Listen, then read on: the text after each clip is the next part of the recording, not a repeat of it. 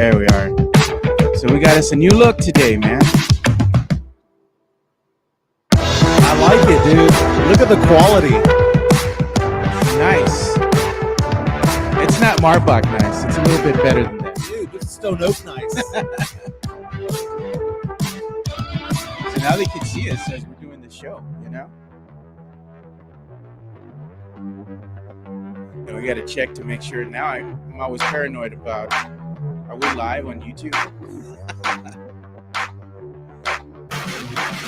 YouTube try to cancel us. Oh, we're live now. I can see us. It's a good look, dude. Yeah, it's nice and clean.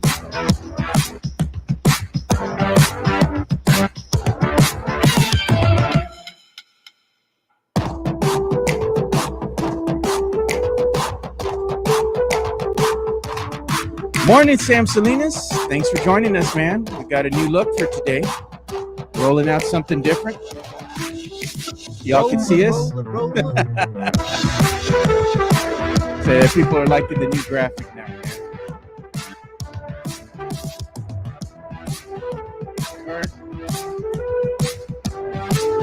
Yep, Eagles suck.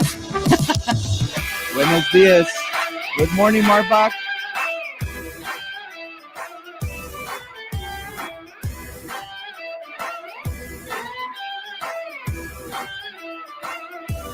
It's almost that time, Mike.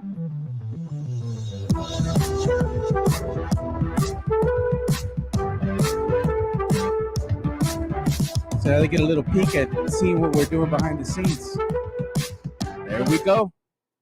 What's up, San Antonio? What's going on, South Texas? This is the Alamo City Sportscast coming at you from the west side of San Antonio. I'm back in the studio. My name's Mike Jimenez. That is Joe Garcia. Joe Garcia is an artist, my man. Look at the graphics. Tell us what was going on there with the intro. Yeah, man, we're changing the intro up. We're just guys a nice clean look now. Got a nice clean timer. And I'm going to put some other things on there to help our sponsors out. But they can get a little sneak peek at what we're doing behind the scenes before the show starts now. So now you can see us. And now if I'm running late, you're going to see me running on late. Running in. Putting things on, putting my headphones on. Yeah. You know, it's funny. About 6-7 minutes ago, I was driving in, and you asked me the question, what are we going to title this show? Yeah. And I jokingly said, hey, do the Eagles suck? Yeah. And you started laughing. So we titled this one, Do the Eagles Suck? But I'm going to bring that even to a deeper level. Does the NFC East suck? I'm looking at the standings right now, Joe. Yeah. There's 8 divisions in the NFL, 4 in the AFC, 4 in the NFC, right? Did you know the NFC East, where the Cowboys reside, is the only team that doesn't have an undefeated team in the division? Yeah, man. It's rough, dude. And doesn't the NFC East always stink? Well, people said it was going to be the NFC South, right? Yeah. But the Saints and the Buccaneers are both 2-0. The Falcons are 1-1 after beating the Philadelphia Eagles in Monday Night Football. Dramatic fashion. Kirk Cousins, Captain Kirk, leading them all the way down.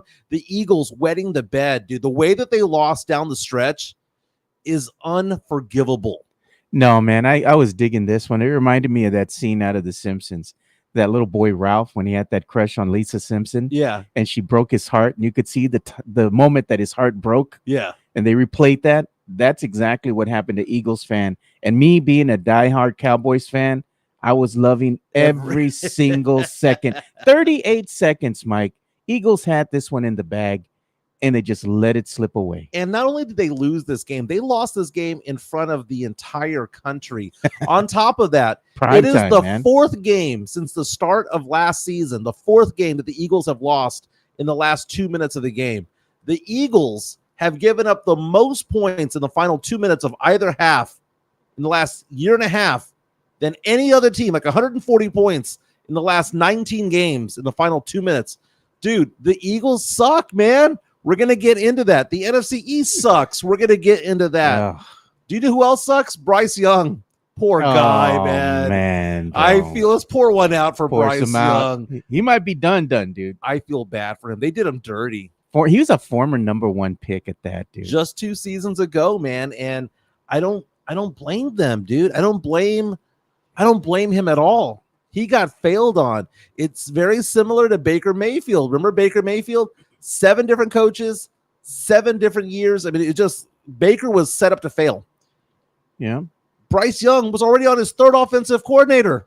He's been there for 19 games, 3 offensive coordinators. What was that? The one stat that I had told you, I said the last time that the Carolina Panthers led a game was like 2 years ago. Right, like in a December. Oh, man. That's a telling stat right there. That just means that they stink, dude. They're really that bad, dude. They really do. We're going to get into the NFL power rankings, which are out. Some teams moving up, some teams moving down. Happy to say, popping the collar right now. My Saints moving on up into the top 10. Some of the teams that dropped down, though, significantly in those power rankings. We'll go through that. Derek White got into a scuffle at the Colorado football game the other day. There's video of that. We'll get into that. And speaking of people getting into trouble, Diddy. He got a diddle inside. The feds got him. The feds got him. Diddy ain't coming out of jail anytime soon. No, man. Diddy's done. You need to share the list of stuff later on that. Let's just say 1,000 what of lube? 1,000 containers of lube. Every time I hear lube, I think of the movie Superbad when he's like, I brought some spermicidal lube. And Jonah Hill's character is like, dude, these girls are 19. They don't need that. They're ready to go. I mean, when they catch you with 1,000 bottles of lube, bro, I mean, like, what are you going to do with that? I mean, that's just being cochino, man. Is lube really needed? Hey, man, I don't know what Diddy's into, bro, but damn. Dude, it's brutal. But let's get into last night's game, the Eagles. Okay, so the Eagles are putting the game away, right? Obviously, they're at Lincoln Financial Field. They're the better team taking on the Atlanta Falcons, who have a new quarterback in Kirk Cousins. A new quarterback, yes. A veteran, yes. But the Falcons looked awful in week 1. Yeah. They come out week 2, and they're just hanging around, right? Just like Teddy KGB in the movie Rounders, hanging around. Can't get rid of him, is what Teddy KGB says, right? Yep. They stayed within one possession, right? You have the Eagles up 3 with under 2 minutes to go in the game. They've got 3rd and 3 inside the 10. Falcons with no timeouts. You have Saquon Barkley. You have Jalen Hurts behind the center. You could simply just run the ball, get 2 or 3 yards. You might get the first down, but even if you get 2 or 3 yards, you get to 4th and 1. What happens? Go for it. The clock goes down, gets down. You would have gotten down to about 1:15 at that point. Then you can go for it, get the win. Perfectly fine. And if you don't get the win, what happens? Well, they have to go the length of the field to kick a field goal. And Riddick over on ESPN this morning put it perfectly well. He basically said, look, man, when a team is down 3 with a minute to go, guess what they're going for? They want to get a field goal. But when a team is down 6, they're forced to go for the win. They have to go for the win. They did a pass to Saquon Barkley that he has caught 99% of the time for the rest of his career, before, college, high school, whatever the case may be. It is a catch you and I could have made. He was wide open, would have gotten the first down. They probably would have done victory formation, 1 by 3. Maybe he got into the end zone. Doesn't matter.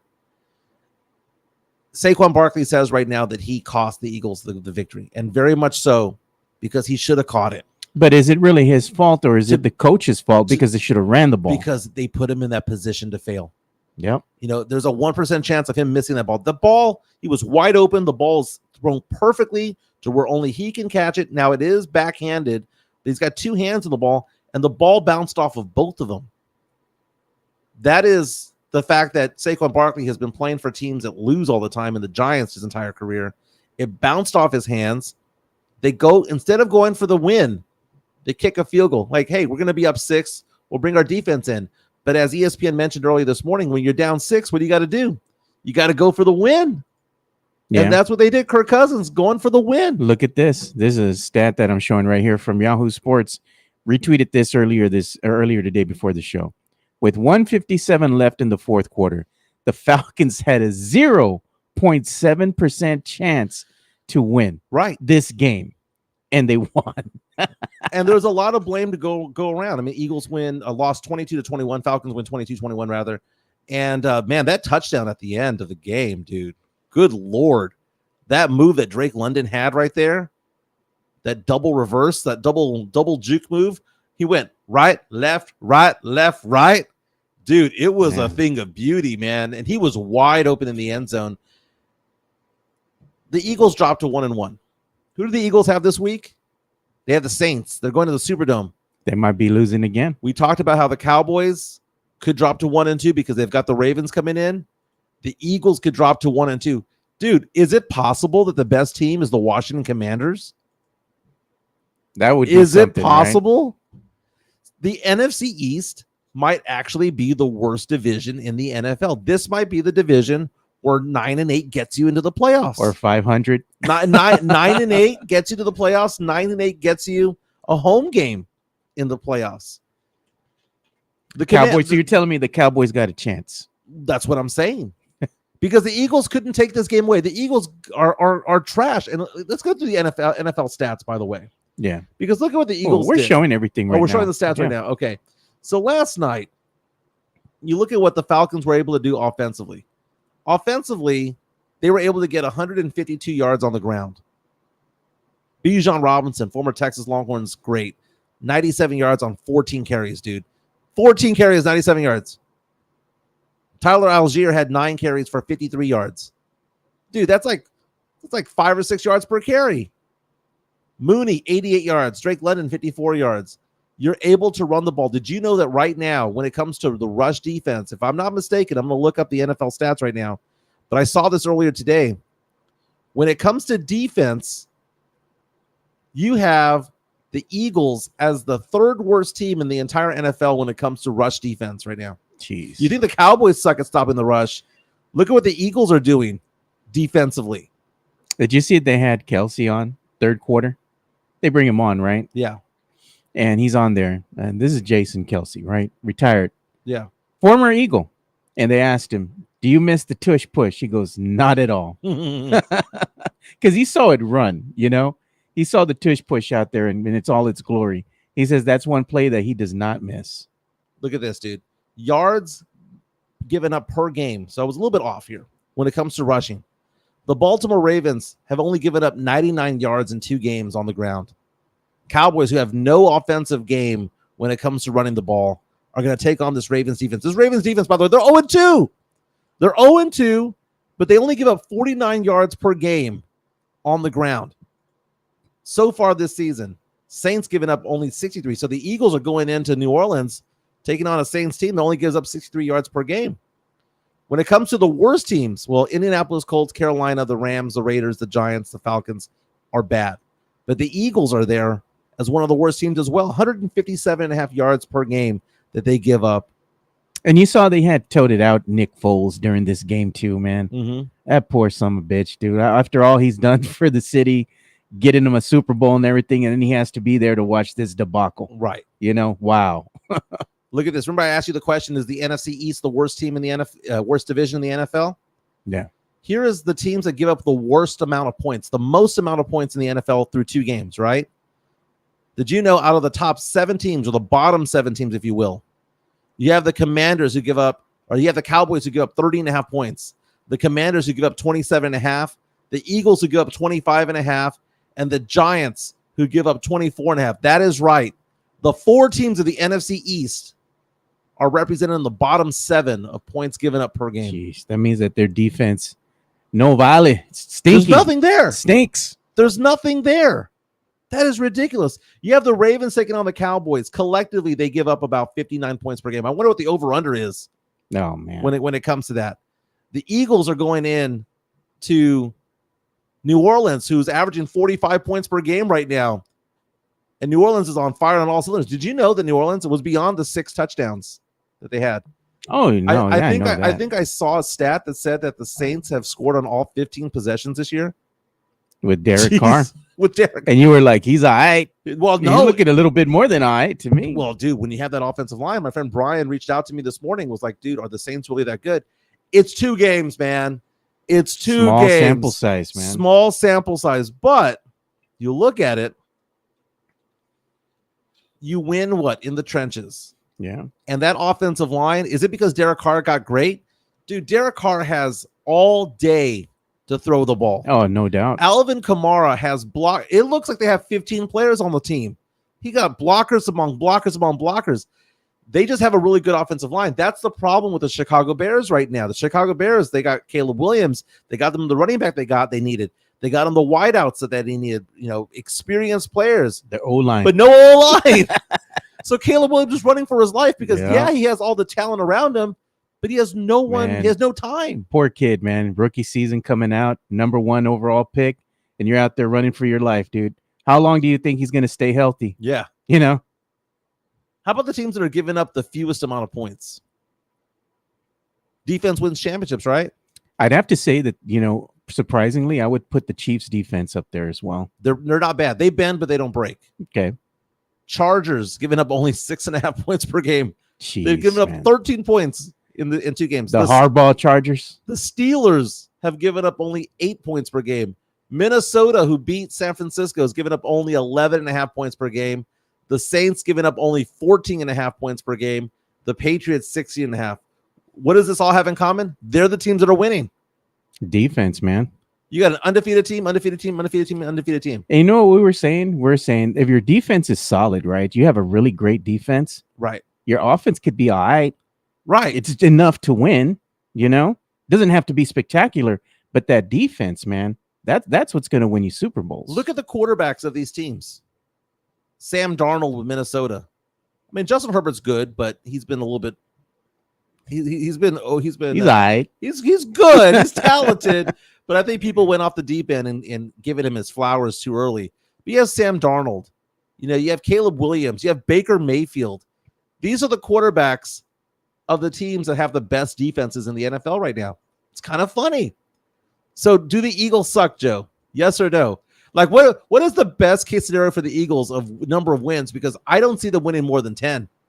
I think that the Eagles and the Cowboys, they're going to be duking it out again.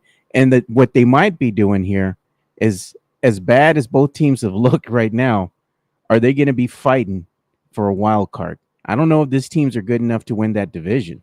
Why do we have to say that it's going to be either the Cowboys or the Eagles? Why can't it be the Washington Commanders? Commanders won 21 to 18. No, not with Daniel Jones at quarterback. Daniel Jones is trash. But the Commanders could surprise some people. But Jaden Daniels, look at Jaden Daniels go out there. Second game of his career. 23 of 29, 226 yards, no touchdowns, but no interceptions. Jaden Daniels also ran the ball for 44 yards. Brian Robinson, 133 yards rushing. Now, you're looking around who's he throwing the ball to. Well, they have Scary Terry McLaurin, Austin Eckler, Noah Brown, Zach Ertz. It's not like the Commanders don't have talent around Jaden Daniels. Isn't Zach Ertz former Cowboy? Zach Ertz, former Eagle. Eagle. That's where I heard his name. Former Eagle. Yeah. So it's interesting. If the Commanders can just stay close enough, it is very possible that they might be able to make a run. But I'm going to make this bet, Joe. I'm going to bet that the Eagles and the Cowboys are both 1-2 after 3 weeks. And that's going to open the door for a formerly known as the Redskins Commanders team to make a run. Who do the Commanders got this week? They got the Bengals. They're on the road to the Bengals. Dude, all the teams are going to be 1-2. You think the Commanders are going to be able to upset Joe Burrow coming off that disappointing loss to the Chiefs, man? Okay, can I place a bet in Vegas right now? A money line parlay. You have the Giants going up and taking on the Cleveland Browns on the road. My money line parlay this week, and I'll call Brandon Big Papi Medina, is that all 4 teams of the NFC East lose this week. All 4 of them. And look at that. You had Hanover Fist. He's saying, y'all hear about the Washington Commanders executive that got fired for his statements. No, what did he say? I don't know. About to look that up myself right now. Hanover Fist saying Daniels looks good, but the organization sucks. I don't know, man. They got the team. I mean, Jaden Daniels he's a talented guy. He reminds me of RG3. He's RG3, but he knows how to slide. RG3 was a good quarterback, won the Rookie of the Year, but he didn't know how to slide, and he always got pummeled because of it. He just wasn't durable enough, man. He was kind of thin, dude. He didn't have a lot of bulk on him. He was thin. He was absorbing hits like he was a running back. Dude, just get out of bounds or just slide.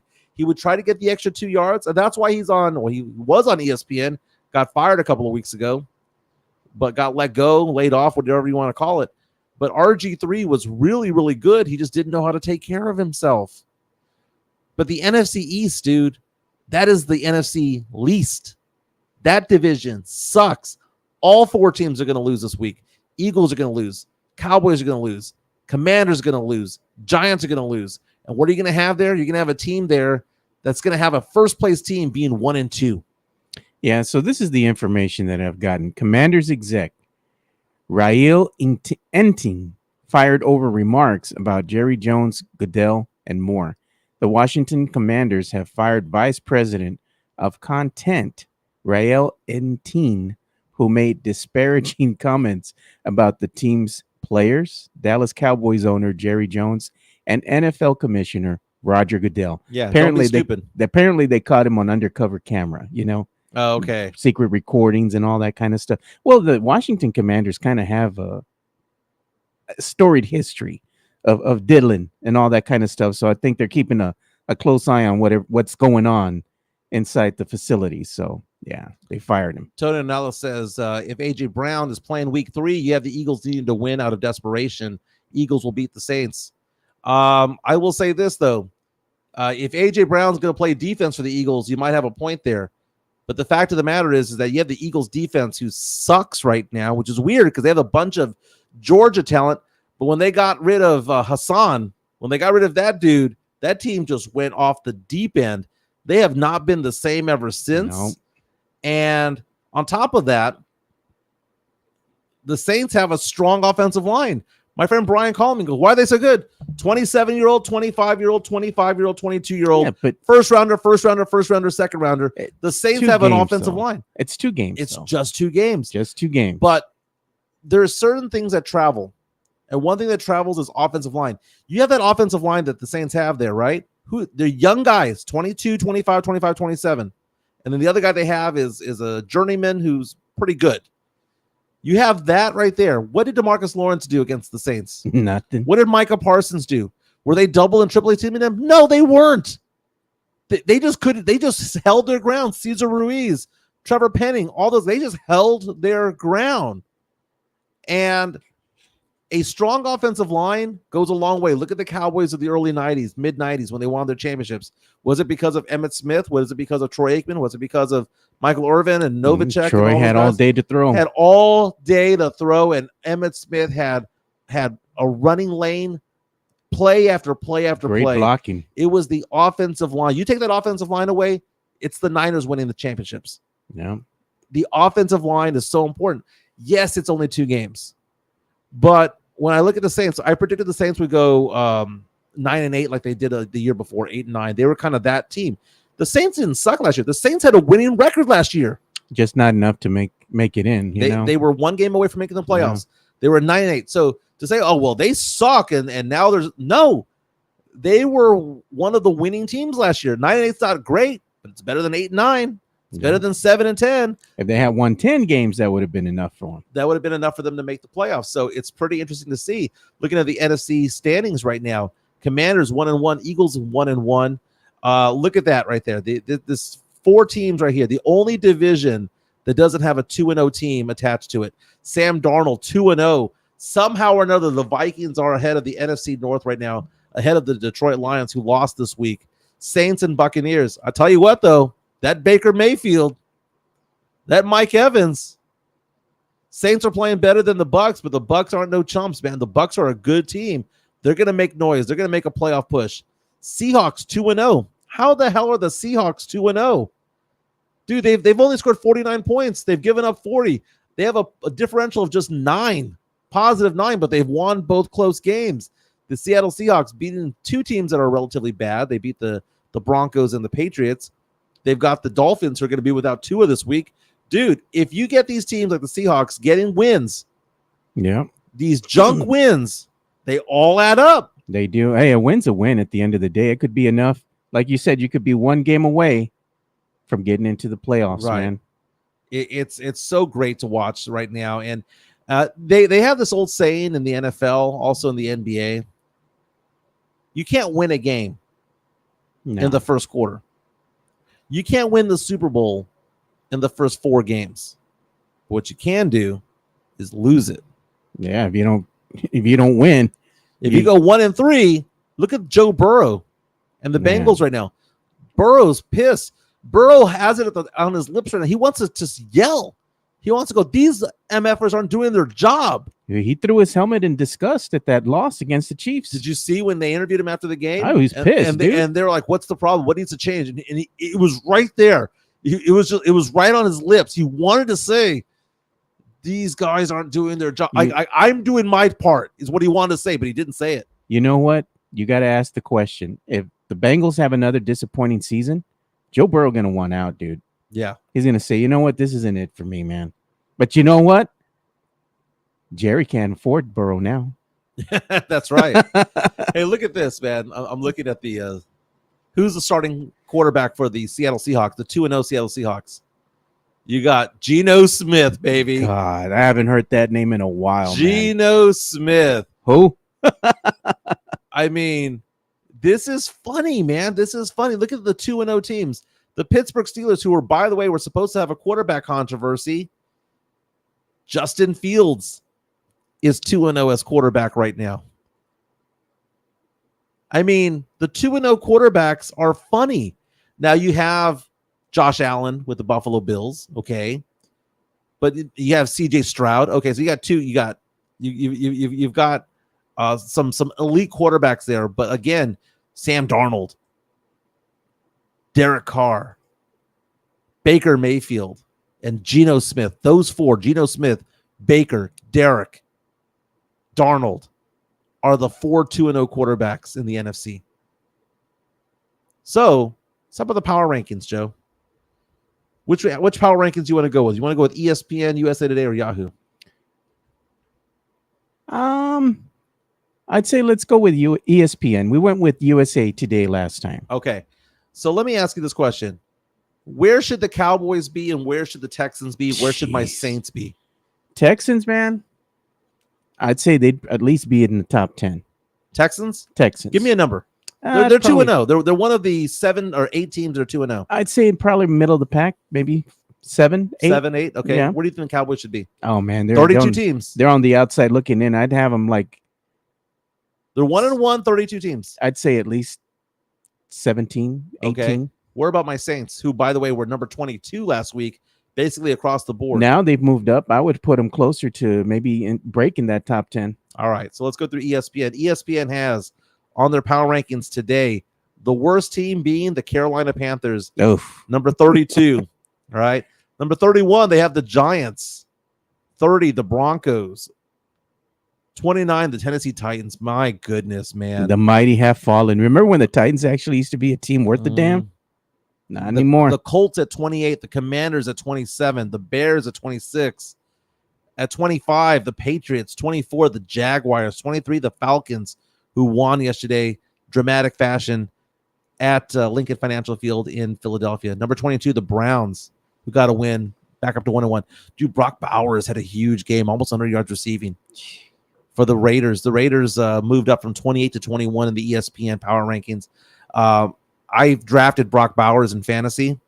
It was a auction league, and I was bidding him up. And this guy just mocked me. He was like, scoffed at me. He was like, what do you think this guy is?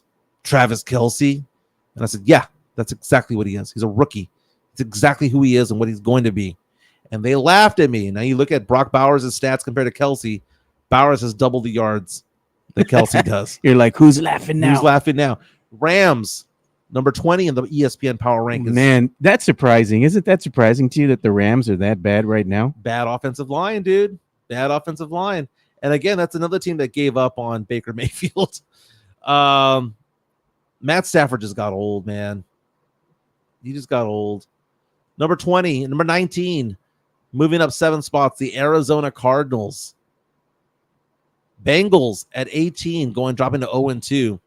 Dolphins, after getting knocked out, going 1-1, has dropped from 9 to 17. I haven't seen my Cowboys yet. The Jets at number 16, rather. Oh man, the Jets are frauds, bro. You never, ever, ever bet on the Jets.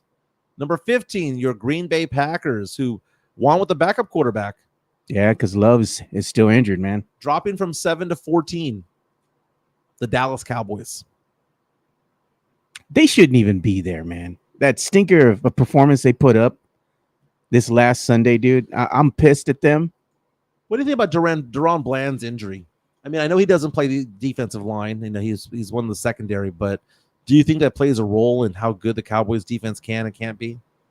I just think you're seeing what they are right now, early on in the season. Mm-hmm. They're going to have to be able to put up points to win. The defense might show up here and there, but they're not going to be consistent. You know, and the thing with the Cowboys too, they're not going to be consistent. They might do enough to maybe flirt with making the playoffs. Drew Show coming out. The comment here: starting the season 0-2, you have a 16% chance of making the playoffs. Starting 2-0, you have better than a 50% shot. Starting 1-1, you have a 46% chance of making the playoffs.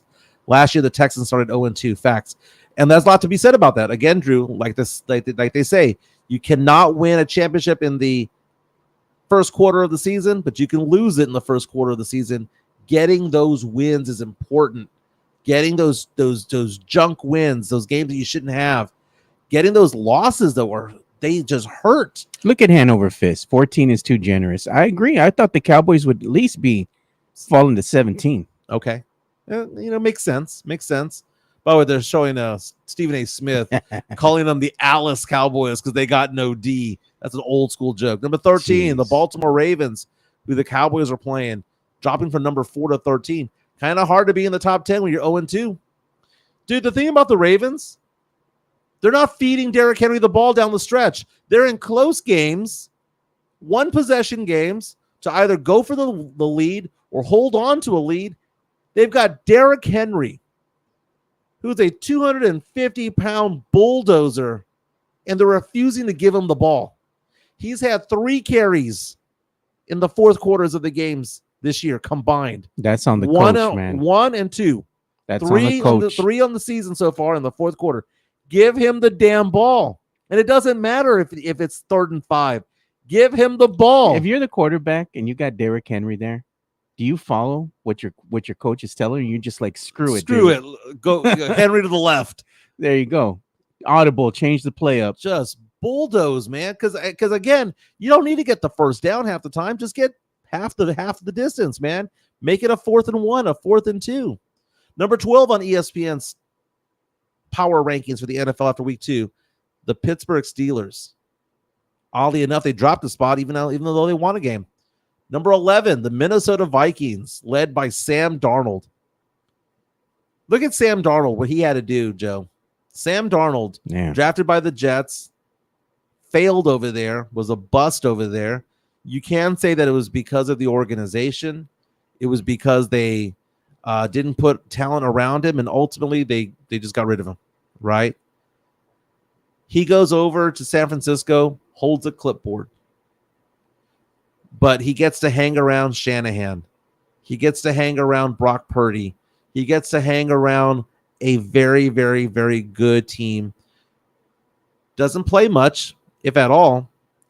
Goes to Minnesota to hold the clipboard over there. They have J.J. McCarthy coming in, the rookie who's going to be the next big thing. J.J. McCarthy looked good in the preseason, but then he gets hurt. And now you have the team go to Sam Darnold. You know that everybody thought that the season was over at that point. Yeah. Sam Darnold with a 97-yard touchdown pass. If you're a Vikings fan and you tell me something different, man, you're lying. Yeah. You're a liar. So here's the top 10 of the ESPN Power Rankings, which were released this morning.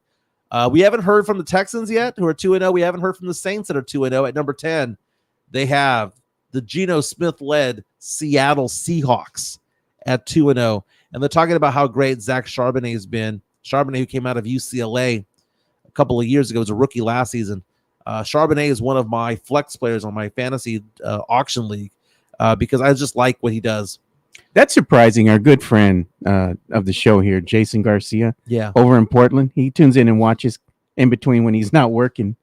Big Seattle Seahawks fan, man. Mm-hmm. He actually wants to be on the show again to talk football, but I tell him, I might bring you on. Bring you on. Let's talk about it. Yeah. Let's talk about your team. Well, speaking about my team, number 9, moving up from number 23 to number 9. They're giving props to Kool-Aid McKinstry, the cornerback for the Saints, who did a pretty good job handling CeeDee Lamb. Pretty good job. You know, CeeDee Lamb had that one touchdown, but that was basically about it. Lattimore went out with an injury, so McKinstry coming in and filling in the gaps. Number 9, I'll take it. Number 8, the Chargers. Okay, I mean, 2-0. 2-0. You can't argue against it. Under Harbaugh. Can't argue against it. Number 7, the Tampa Bay Buccaneers, moving up from 13 to 7.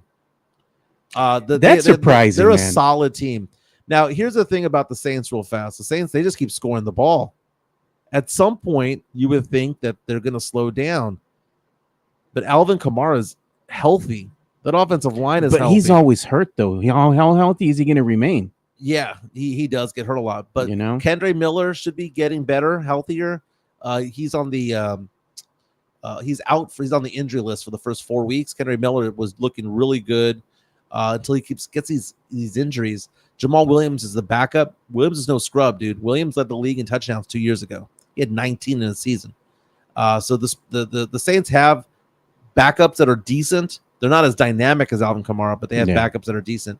Top 6, Philadelphia Eagles. Come on, man. A 1-1. Come on, man. And they only dropped one spot from 5 to 6. Who are they? The Notre Dame Fighting Irish? Come on, man. ESPN, do better. The Eagles aren't even a top 10 team anymore. No one believes it anymore. Number 5, the Detroit Lions at 1-1. How can you have 1-1 teams ranked higher than these 2-0 teams? Undefeated teams. I think they're trying to say, hey, it's just 2 weeks, man. It's just 2 weeks. But the Eagles have shown over the last season and 2 weeks that they give up fourth quarter leads. You're not a top 10 team if you can't close in the fourth quarter. They have the Texans at number 4, moving up from 6 to 4 rather. Top 3, they have the Niners, dropping just one spot from 2 to 3 after losing to the Vikings. How do you go from 2 to 3 by losing to the Vikings? I mean, that San Francisco defense, which is supposed to be elite, got picked apart by Sam Darnold. Look at this, Jesse. Harbaugh defense, O-line, tough physical team. Puro pinche Charger power. With the lightning bolts at the end. Buffalo Bills are number 2 according to the ESPN power rankings. Makes sense, man. I mean, they've been dispatching their opponents pretty well. And at number 1, the Kansas City Chiefs got bailed up by the refs. Again, was it pass interference? Yes, but you don't call that one, man. But I mean, they kind of turn the other way when they see what the Chiefs are doing. Yeah, because the Chiefs commit some fouls too out there that could be, called for penalties, right? Right. Yardage going the other way to the opposing team. Officials swallow the whistles, dude. Yep. Look the other way. Let's give some love to MCS General Contracting because, we saw those lightning bolts, that power, that charge. Let's go from that power, that charge to some diamond hard concrete by MCS General Contracting. All right, there you go. MCS General Contracting, more than 30 years of combined experience in concrete placement. They are the best in the business. Honest pricing, high quality work. They get going on house foundations, driveways, concrete patio decks. If you want to extend the deck, extend the driveway. If you're a business and you need to put together a slab, a parking lot, or other concrete placement services or sidewalks, reach out to MCS General Contracting at 210-774-9155. They're confident in their skills, so give Chris Leha over at MCS General Contracting a call at 210-774-9155. And thank you for being a sponsor of this show. That diamond hard concrete, baby. He's a Saints fan, Chris Leha. Can we get audio on this? Yeah, whatever. Like I told you, whatever you're playing there is going to come in. This is in honor of Chris Leha because he's a Saints fan. I'm a Saints fan. He says that Saints fans don't recognize me, but I'm sorry. I've been a fan for 2 decades. Carter Anderson is a comedian from San Antonio and from Austin. He has hundreds of thousands of subscribers or followers rather on TikTok and on Instagram. He does a lot of comedy about like foods and just various current events, if you will. He had this one about the Saints game that I thought was kind of funny. I can't hear the audio all that great, and I'm glad. Oh my goodness! Come on, let me pop this up a little bit higher. Maybe it's on the TikTok. Let me go as high as.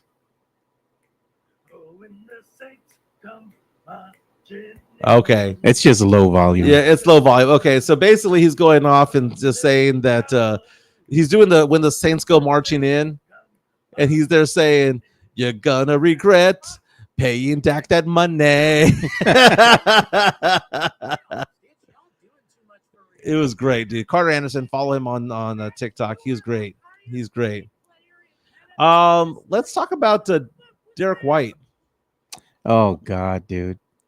So tell me, I mean, I heard about it. I saw the video. Jefe has it.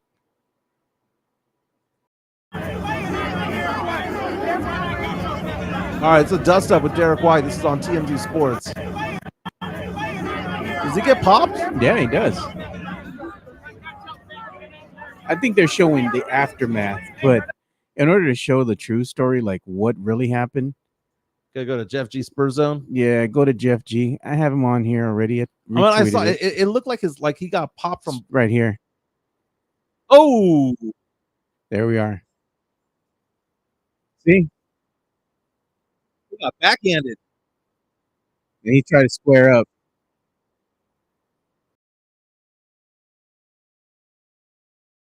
Former Spur, NBA champion, gold medalist Derek White. This was over at the Colorado State game taking place in Colorado State. So he's in enemy territory, if I'm not mistaken. That's a big rivalry. Just think Texas A&M, Colorado State. He is an alum of Colorado. He's cheering on the Buffaloes, Deion Sanders, and all those guys. Gets into a dust up. I had seen him get hit from. I didn't know how hard it was because I just saw it on my phone. But that's a pretty significant hit that he had there, man. Yeah, I don't know what happened with the other fan. I don't know if he was escorted off the field or what happened, but I would assume so. Did it make his teeth more crooked, or did it line them up a little bit better? Don't hit the veneers, man. Don't hit the veneers. Was it like on Anchorman? Don't hit the face. Yeah. Don't touch the face, right? Don't touch the veneers. I mean, poor Derek White, dude. This dude's had his teeth knocked out more than anybody else I know in the NBA. I know. You know? But, I mean, he's just enjoying the game. It doesn't seem like he was drinking. Mm-hmm. So I don't know what the altercation could have been about. Yeah. He doesn't look drunk. Doesn't. No, but it's just, you know what I think it probably is. He probably got recognized. They know that he's a Colorado guy. Somebody probably stepped up to him, start talking smack. Yeah. And then you get some alcohol flowing and things like that happen. Got that liquid courage. Jeff Garcia from Locked On Spurs is going to show my screen. Just posted some breaking news. I saw that, man. Former Spurs legend, Boban Marjanovic. Okay, maybe legend's a little bit too far, but he was a fan favorite. Boban Marjanovic is no longer in the NBA. He's decided to join the Euro Leagues all over again. So congratulations. Spent 9 years in the NBA. Got a lot of face time in movies, dude, right? He was in that Adam Sandler movie back in the day. He was, man. So he's and he was in John Wick. He was in John Wick. He's in commercials. Very, very good. CBS Sports, according to ESPN, according to Jeff Garcia from Locked On Spurs, has an article where they rank the top 10 NBA head coaches as of right now. Come on, Mike. And it says, Come on, so Mike. let me read the top. Let me read it. It says, CBS Sports ranks Spurs Popovich out of the top 10 NBA head coaches, current head coaches. So I went back and forth. They have they released their rankings, right, of the current head coaches, and they have Pop ranked number 14. So out of 14 out of 30. And it says because of his recent performances, Spurs have lost 6 seasons in a row, or 5 seasons in a row, going to be 6. So I had a back and forth with Spernandez today on Twitter, man, where I was talking about again that the Spurs need to move on from Greg Popovich. I think having him listed as the top 14 coach in the NBA right now is generous. He is not a top 14. No, you've made it clear. He's in the bottom half of coaches right now. You have a disdain for one coach, Gregory Popovich. I don't have a disdain for him. I have a love for him. No, you don't like him as a coach. I love him so much that I realize he should have retired a decade ago. Oh, God. He should have left a legend. He could have left in 2014, could have held up the Larry O'Brien trophy, walked off, and would have been considered the greatest coach of all time. But he held on. And I know why he held on. He held on. And this is something that I don't like getting into. Some people have brought this up. His wife passed. Yeah, I mean, this gives him purpose. His kids were adults. It gave him purpose. I get that. But he should have retired in 2014. He should have retired in 2016. If he would have retired at 2014, he would have walked off the court. He would have been the GOAT. He would have been the GOAT. The GOAT. Beyond Phil Jackson, beyond Pat Riley, he would have been the all-time great. He will forever be on the Mount Rushmore. No doubt, man. But there's no way in the world anybody can have any argument that he's the number one coach of all time. 2014, he was the greatest of all time. 2024, not. Top 4, yes. And like I was telling you, though, Mike, I mean, you never know when it's going to be his last season coaching because he's not going to want the whole tour like, some of these other coaches want. They want to been given their flowers and whatnot. He's going to do it just like Tim Duncan. Probably look back, take one last look at the court. All right, I'm out. Well, I mean, Tim Duncan famously retired with a fax. Yeah, I mean, that was it. He done. I think Pop probably still got another year or two left in him, dude. So no, he doesn't, dude. He's got a year or two because they're gonna let him do it. He's not the right thing. What do you want him to do? You want him to go ahead and go and say, look, man, front office. We can't have you as the coach no more, but you can still stick around. Exactly. Front office. He should have been shown the door a long time ago. How long? Because everyone's like, well, who are you going to get to replace him? Anybody. Mitch Johnson. I don't care. Becky Hammond. Michael Jimenez, I don't care. Next coach of the San Antonio Spurs. Here comes the meltdown. Show him the effing door. Dude, they don't allow you to work at USAA at 76. Why are they going to allow? I don't know. Maybe they do, but they're not. There's nobody there who's 76 years old that's still working at USAA or at AT&T or at Valero, right? They show you the door at some point, dude. You can't even be a news reporter at KSAT at 70 years old because they show you the door. The game has passed them by. How hard is it to understand that? The game has passed him by. It's a young man's game. And who's going to replace him? Anybody. Who's going to replace him? He had no NBA coaching experience when he took over. When Coach Pop retires, NBA head coaching experience. I bet you're going to miss him, dude. Dude, you know what? To me, he already retired. You know why I know he's retired? Because he's already in the Pro Basketball Hall of Fame, dude. That's how long it's been. He's been in the Pro Basketball Hall of Fame already. Isn't that a sign of like maybe you should just like move on? By the way, CBS Sports has as the number 1 head coach in the NBA right now, Eric Spoelstra. Dude, Spoelstra might catch Pop's records when it's all said and done. Number 2, Eric Spoelstra, young or old? He's young, man. Even though he's been around the block for a decade, still young. You know what? I'd argue that Spo is probably one of the best, the best, in my opinion, coach that we have right now. By far. I think that's by far. Number 2, they have Nick Nurse, Rick Carlisle, Steve Kerr, Ty Lue. Those are considered the elites. Look at that. Will Hardy, number 7. Where did Will Hardy get a start? Wouldn't it be funny? I mean, that coaching tree that Pop has. Steve Kerr, where did he come from? San Antonio, right? Oh, but Kerr's a fraud, bro. Well, you know what? You might say that for the first championship, but he won several others behind it. I know that, but he's a fraud, dude. He's not as good as advertised. We talk about how Tony Dungy brought up the team, and it was John Gruden who won the Super Bowl, but Gruden didn't win anything beyond that. That's why it's Dungy's Super Bowl. Yeah, Kerr's winning with Mark Jackson's team. He did, and then he won with his own team. Yeah, so, but I'm saying that was the house that Mark Jackson built. Right, but then it evolved into the second generation, and Steve Kerr was allowed to do that. Will Hardy, though, you know what? I just remember about a year ago, 2 years ago, saying on this podcast, saying on San Antonio Sports Star that I wanted Will Hardy to be the head coach. And what did people say? Ha, ha, ha. Who would want Will Hardy? Will Hardy's in his mid-30s. Who would want to have him? Ha, ha, ha, ha, ha. Top 7 coach in the NBA, according to CBS Sports. Round out the top 10.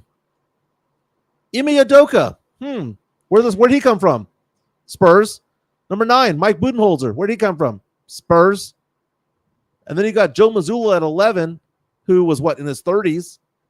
Dude, we're holding on to a coach who's going to turn 76. Look at what Mario, January. Our good friend of the show, Mario Cavazos, man. Thanks for your comment here, Mario. He's saying, I'm telling you all, don't be surprised when Manu takes over Pop when he sets sail. Mm-hmm. I don't know if Manu would want the coaching position. And I don't think Manu would be a good coach. I don't think any of the big 3 would be a good coach. I think Manu would maybe fit the bill as maybe an assistant. Yes. But I don't know, head coach. Right. Yeah. So here's what they have to say about Greg Popovich. It says, by the way, he hasn't won a playoff series since 2017. What year are we in now? It's been a while, dude. The team consistently ranks among the bottom of the league in 3-point attempts. Remember the last time that the Spurs tried to F around and find out was in the bubble. Mm-hmm. Remember that? And that didn't bode well for them. They faced up against, I believe it was the Pelicans, and the Pelicans just annihilated them. They showed that they had no business even flirting with the play-in. Dude, this paragraph right here at the bottom says exactly what I'm thinking.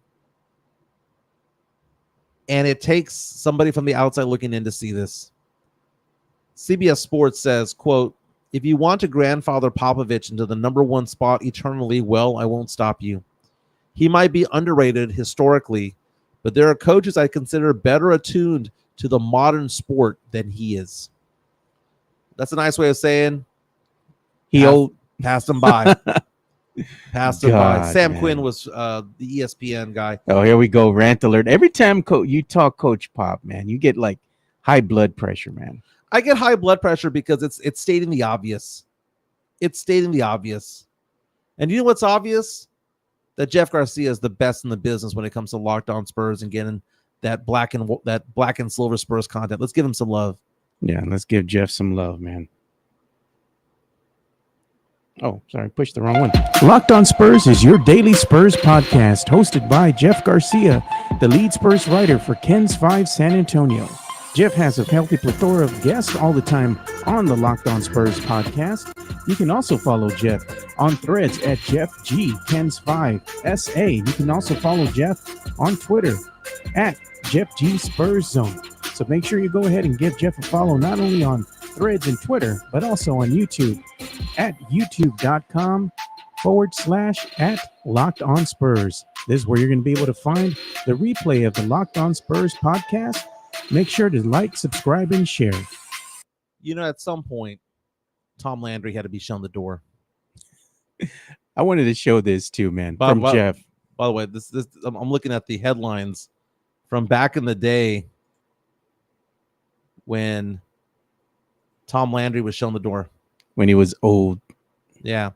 You know, at some point, maybe that Austin money comes in and says, you know, that dude that's like 76 years old that's, you know, not allowing the team to shoot 3-pointers. Maybe he should be shown the door too. Yeah, look at Jeff joining us here from Locked On Spurs. Back to 5 a week for Los now.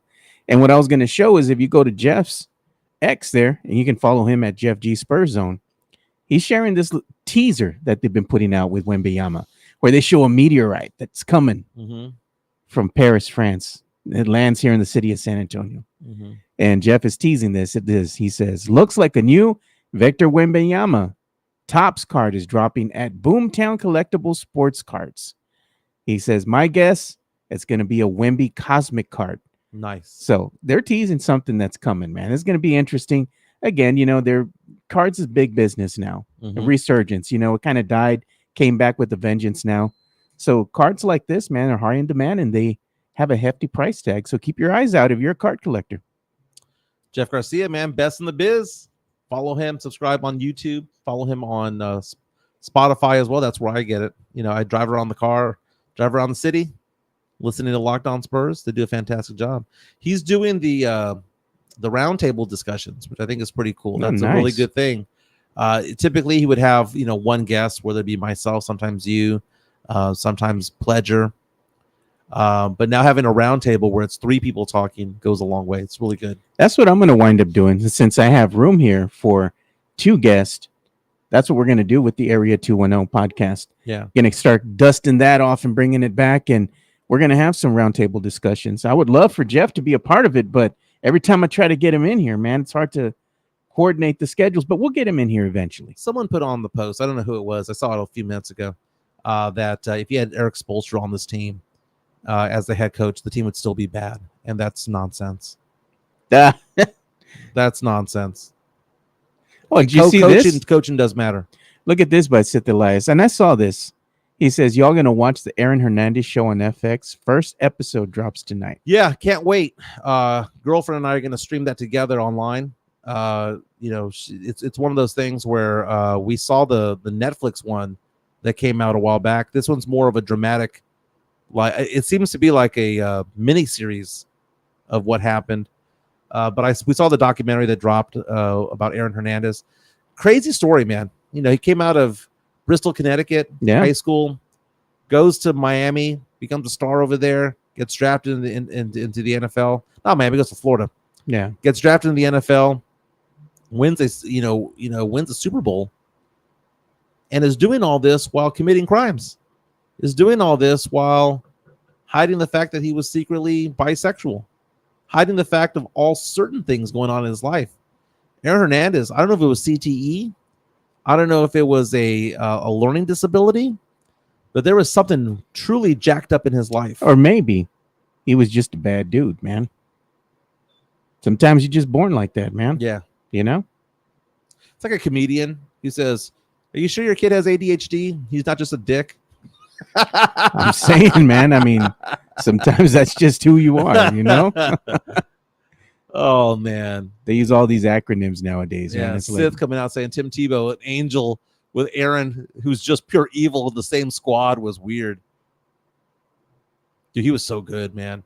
Look at that True Show. I don't understand the fascination with true crimes. And you know, I cannot sleep without true crime. I go to bed every night watching Dateline, I don't get it, dude. Forensic Files, watching Cold Case Files. Every night I go to bed watching that. Stuff boring, bro. I hate it, man. My wife watches it. I don't like it, man. Dude, the old school Forensic Files, that guy's voice, it was so great. Oh, is it? It's like that guy from Unsolved Mysteries. Oh, Robert Stack.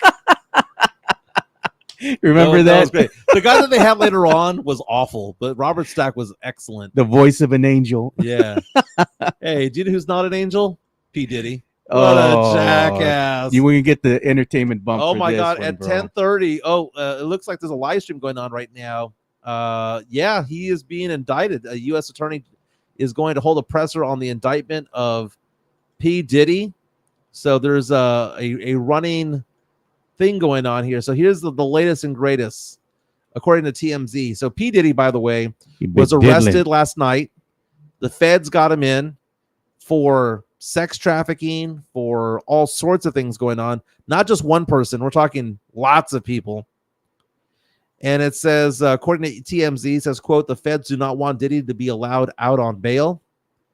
They believe he's a flight risk and a danger to society. So they're asking the courts to keep him where he's at." There's a press conference going down right now. He's being accused of racketeering, sex trafficking, kidnapping, prostitution, narcotics offenses, kidnapping, arson, bribery, and obstruction of justice. P. Diddy's going to be a movie being made 5 years from now, dude. All of this going on. Yeah. He would have what were called freak-off parties, where there would be hundreds of people in orgies, dozens of people in orgies. Well, look at what they found when they went ahead and seized and raided 1,000 containers of lube. I'm putting it up right now. It's on the X from TMZ. They said Diddy's indictment references what was seized during the raids at his home in Beverly Hills and Miami. Various freak-off party supplies, including narcotics and more than 1,000 bottles of baby oil and lubricant. They also seized firearms. They said 3 AR-15s with defaced serial numbers and drum magazines. Now, Diddy's lawyers are saying that he's innocent of all charges. But keep in mind, Diddy's always said, "I'm innocent of this, that, and the other," right? But remember, his girlfriend Cassie had claimed that she had been beaten by him. Yeah. And then the video came out years later from the hotel room that was very, very, very graphic. You see that all the things that he says that he didn't do, he has been found to have done. Okay. And they're basically saying that he would approach women, tell them that he'd be interested in a relationship with them, lure them into situations where he would drug them, and then force them to have sex with other people. Yeah. Essentially be raped. And look at Mario Cavazos. I haven't forgotten about that. I've been thinking about that because I have to get my schedule to line up here. But no, we haven't forgotten about doing the party to celebrate 1,000 subscribers. It's still to be determined. Yeah, let's get it done in the next couple of weeks. That'd be nice. Yeah, we're going to do that definitely, man. But, with Diddy here, man, like you said, all the things that he's denied have come to light now, and they've shown that they've been truthful. Mm-hmm. So this whole time he's been lying to you. You know what? He is the reason I think that we don't have Biggie no more. I think it was Diddy who put the hit out on him, man. And I think sooner or later, they're going to make that connection. He's going to wind up being charged with the death of his good friend. Yeah, I don't doubt it, dude. I don't doubt it at all. Yeah. The 2016 video, I'm not going to show it again, but of him beating up his girlfriend, as she was trying to escape a hotel room, coming out in just a towel and kicking her on the ground. This guy's not a man, dude. This guy's a punk. He's a thug, dude. He's an absolute punk. He's going to be put in prison for diddling, dude. Yeah. And oh, by the way, what was he doing right beforehand? Having a grand old time. Hanging out with fans in Manhattan, New York. Did you see that they had pictures or videos of him riding around on a bike? Mm-hmm. I'm like, why are you riding around in a bike, man? You don't even got no driver to drive you nowhere no more. Got no car. Maybe he couldn't even drive because he didn't have his license. He had his license revoked. Right. Because he's a risk. Do you remember back in the day, Deshaun Watson, whenever they had like 2 or 3 accusers who would come up, and then there was a fourth, and then there was a fifth, and then all of a sudden there was 2 dozen, and people were asking the question, well, where were they before? It's because they're afraid to come out. His accusers are now coming out one by one by one. They're all going to be coming out, and that's absolutely insane. Drew Show says P. Diddy thought he was Hugh Hefner's heir apparent. So kind of crazy. JHNSB, Diddy security guard was the same person to find Michael Jackson dead. Wow.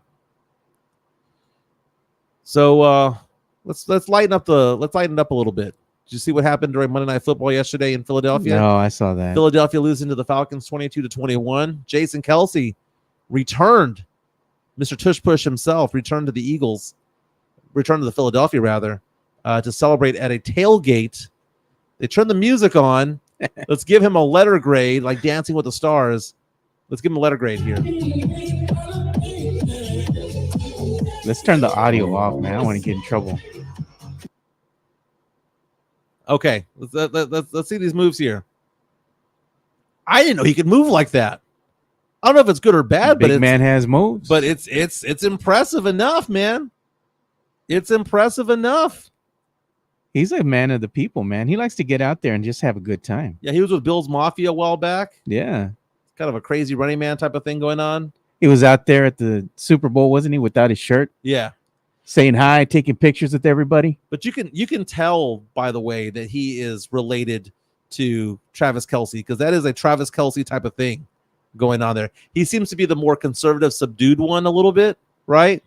But you can tell that that's the guy that grew up with Travis Kelce. No, I think Travis is more subdued. I think his brother here. You think Jason's low key? Jason is more of the guy that wants to be out there just, I'm going to do whatever the hell I want. I think he's the one that's way out there. I think Travis is kind of more subdued. Can I bring up another story that involves Taylor Swift? Oh, God, another Taylor Swift. Well, I mean, we're talking about Kelce, right? About Jason Kelce, right? Remember that song, I Believe in a Thing Called Love? Yeah. I believe in a thing called love. And then high-pitched voices. Did you know that Taylor Swift and Travis Kelce were seen singing to that song while at the U.S. Open a while back? The Swifties, who are now, probably in their 20s, early 30s, teens through early 30s, had no idea what that song was. And they got all excited about Taylor Swift getting excited, singing this in the stands. They started downloading the song. And now the number one song for downloaded songs is A Thing Called Love by The Darkness from 2003. 2 decades later, just because Taylor Swift was singing it in the stands of a game, it is now number one in digital tracks. That's craziness, dude. That's crazy.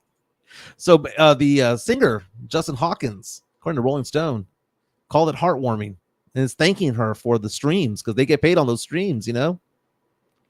They do, man. And the thing is like, even if they haven't toured in a while, all those people downloading their songs and whatnot and pushing it up the charts, they're getting a resurgence. You think they're complaining? They're like, hey, getting that money. That's great, man. Get your money, King. Now, Sith saw where I was going with this, by the way. Go ahead and click the last one, the copyright.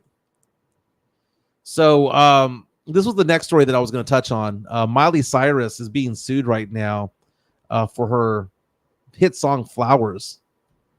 Remember that song Flowers? I can buy myself flowers. Oh, yeah. Well, apparently she's being sued by a label because they're saying that it actually is it steals from a Bruno Mars song. No kidding. Everybody knows this, right? Everybody knows this. Okay, so the song "Flowers," by the way, is a direct opposite of a Bruno Mars hit. What song was that one? "When I Was Your Man." Remember, I can. He's talking about how I can buy her flowers and hold her hand and all that stuff. This whole song is a direct opposite of it because she's, instead of saying "I can buy you flowers," she's saying what? "I can buy myself flowers," right? Instead of saying I can hold your hand," she goes, "I can hold my own hand." Yeah, right? She don't need no one. She took her song, which was a direct response to the Bruno Mars song "When I Was Your Man." Everyone knows this. It's obvious. But there's a group that has a now it's not Bruno Mars that's suing her. Apparently that song has different owners, like different shares of ownership of that song. And one of the groups that owns a share is suing, saying that she ripped off Bruno Mars' song. And since they have part ownership of the song, they're suing for damages to it all. She went on to win Grammys for that song. It's one of the most iconic songs the last 5-10 years. But your thoughts on Tempo Music suing Miley Cyrus? If it sounds like it, man, you think it's borrowed and you can prove that in the court of law, get your money, because you know what? It takes an awful lot of resources to do a song, right? Because you have to have these like sound engineers, audio engineers, and people that know how to put these things together, right? Then you have to have the singers and the musicians bring everything together. Awful lot of work for one song, right? And then for someone to kind of borrow what you've created and not give you any money for all that hard work. Well, it's one of those things where should she have considered Bruno Mars or the people that made that song the writers, like a co-writer? She should have had permission to borrow the sampling track. I mean, because sometimes you'll see that. Famously, Robin Thicke and Pharrell got in trouble for blurred lines. He was fine with them until all that stuff came out that he was cheating and all that, because he was good friends with his wife. Yeah, and then he was like, "We ain't cool no more, bro." Well, Marvin Gaye, that was a whole thing where Marvin Gaye's estate went after Robin Thicke and Pharrell, and they were saying that it wasn't an interpolation, it wasn't a type of interpretation, it was an outright ripoff, and it was. Yeah, they borrowed the sample from their music. Well, it wasn't even a sample because they actually redid the music, but when they redid the music, it was almost identical. And it remember back in the day, dude, Queen and Vanilla Ice. Oh yeah. Vanilla Ice saying, "Hey, look, man, we're it's different," and they're like, Queen's like, "No, we're the writers of Ice Ice Baby. We need to be one of the writers because that is our music." I thought that was David Bowie actually that they borrowed that backing track for Vanilla Ice from. Well, it was Under Pressure, which was a David Bowie and Freddie Mercury song, so it probably was both. You saw that with Bittersweet Symphony. The Verve, yeah. That was from the Rolling Stones. Getting sued by the Rolling Stones, saying the bum bum bum bum bum bum sample that made your song. We are a writer of this song. If you're going to use our stuff, you saw that with Hootie and the Blowfish. He's referencing Bob Dylan and "Only Want to Be with You." Put on a little Dylan. I said that song was great. I liked what he meant by "Should have shot a man named Gray. Took his wife to Italy." Those are all lyrics of Bob Dylan. Even though he's citing him, he didn't name him as a writer. And look at this. Tony Ornelas says a few lyrics respond to the Bruno Mars song, but it's a different song. Well, the argument that this Tempo Music has against Miley Cyrus is saying that it's beyond the response to the lyrics. It has everything to do with the fact that the tempo is the same, that the rise of the music is the same, that the chord progression is the same, that basically you did a copy and paste and then just put your words onto it. I would side with Miley Cyrus on this one more than I would the other ones.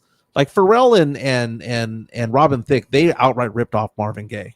Yeah. Vanilla Ice outright ripped off Queen and David Bowie. Yeah. Look at this. But this one seems to be a little bit more different. Sam Salinas is saying Lady Gaga "Born This Way" sounded like Madonna "Express Yourself." Dude, every single song that Dua Lipa has that's a hit. I mean, part of it's In Excess. Did you see when Dua Lipa? But Dua Lipa does something different though. She names them as writers. She's not there. She's not there going to say that it wasn't true. Dua Lipa has given them Andrew Ferris and Michael Hutchins' estate royalties, saying, "Yeah, this song sounds like yours. You guys should get credit." So I give her at least that credit there. And people were asking about Diddy. Did he sample? Dude, that's all he did was sample. Diddy cut diddliness. His nickname gonna be the Diddler now? I don't know, man. Diddy going away for a while, dude. He's going away for a long, long time. You know what? I'm gonna go ahead and share some of this right here real quick, since we got to go ahead and plug ourselves sooner or later. Let's go ahead and do it. So what I'm gonna do is I'm gonna go ahead and show everybody how they can go ahead and tip the show. If you like what we do, you think it has value, go ahead and buy us a beer. Go ahead and scan the QR code with your phones. If you're watching us on the big screen, little screen, don't matter. Any little bit helps the show grow. From anything from super chats to going ahead and giving us a little tip, it helps us, helps keep the lights on, helps the show keep going. So we appreciate any contributions from our listeners there. Another thing is, if you want to go ahead and support the show, you can also buy our merch. We do have merch available, and again, you can go ahead and see that there. Just go and click or scan, should I say, the QR code. And you can go ahead and support the lovely Alamo City Sportscast merch that we have. It's not just this design. There's many more designs on the store that we have, our online store. So just go ahead and click on that or scan the QR code and support the show. Buy our wares. We appreciate y'all's support. And another thing here is we got to give some love to you, Mike. That's right. Big day for me, man. I'm getting audited at the office today, so I have to go show my files and whatnot, but I do financial services, so anything from retirement accounts, retirement strategies to insurance planning. I'm your guy, 210-508-0369, 210-508-0369. I'll be in Corpus Christi tonight, working with a future retiree who's in his 60s. So some people starting out, some people have already reached the mountaintop, and I'm helping them along the way. So 210-508-0369. Looking at the charges against Diddy. This is according to CNN right now. It says guns, 1,000 bottles of lubricant seized by authorities, according to U.S. attorney. That's a lot, dude. That Diddy used others to help conceal his abuse. Prosecutors are saying that he needs to stay behind bars because the investigation is not done. They consider him a flight risk. And that these parties that they called freak-offs would abuse women who were allegedly kidnapped, drugged, and raped or forced into sexual situations, and that the injuries took days, if not weeks, for them to heal. The federal government is saying that Diddy needs to be behind bars until things get sorted out. Diddy going away, man, for a while. For a long while. What is the best Diddy song? That Faith Evans song that he did. I'll Be Missing You? I'll Be Missing You. Because I'm always going to remember that, because my sister-in-law, who's passed away many years ago, that song came out right around the time she passed away, and we played that song at her funeral because she liked that song. Right. So I always remember that song because it reminds me of my sister-in-law. That's nice. I remember that back in the day. That was one of the songs. It was like that, One Sweet Day, or See You at the Crossroads, which were always being played. Yeah, See You at the Crossroads. I'm looking at Spotify right now for the most played songs. Number one for P. Diddy is I'll Be Missing You, 603 million streams. I Need a Girl, Only You, Shake Your Tail Feather, and Last Night are the 5 most played P. Diddy songs. That guy is cochino. He is a cochino, dude. Look at that. They said they showed up to arrest him and had Diddy in handcuffs, man. They serious about Diddy. Mm-hmm. Diddy says hi to R. Kelly. Wouldn't that be something if they start making bangers in prison together? Yeah. So a friend of mine just texted me that he had a parlay going. It was a 4-team parlay that died because the Eagles couldn't win last night. Jeez. Do the Eagles suck? Do the Cowboys suck? Does the NFC East suck? Are they average teams, Yes. And look at this. Matt Gomez, he said, if you all made a polo, I'd love to wear it at work. And Nice. You know what? Those are coming because we need polos, I like black or gray. Black or gray, or even the dark navy blue. I like that one. Yeah. We'll make it happen. Yeah. Fellas, I do got to call the show short, about 10 minutes. Getting buzzed by work right now. It is audit day at my work, which is a very stressful time. So I got to take care of that. And everyone have a fantastic day. We'll be back tomorrow. This is the Alamo City Sportscast. Thank you to MCS General Contracting, Jeff Garcia from Locked On Spurs and Ken's 5. We'll be back tomorrow.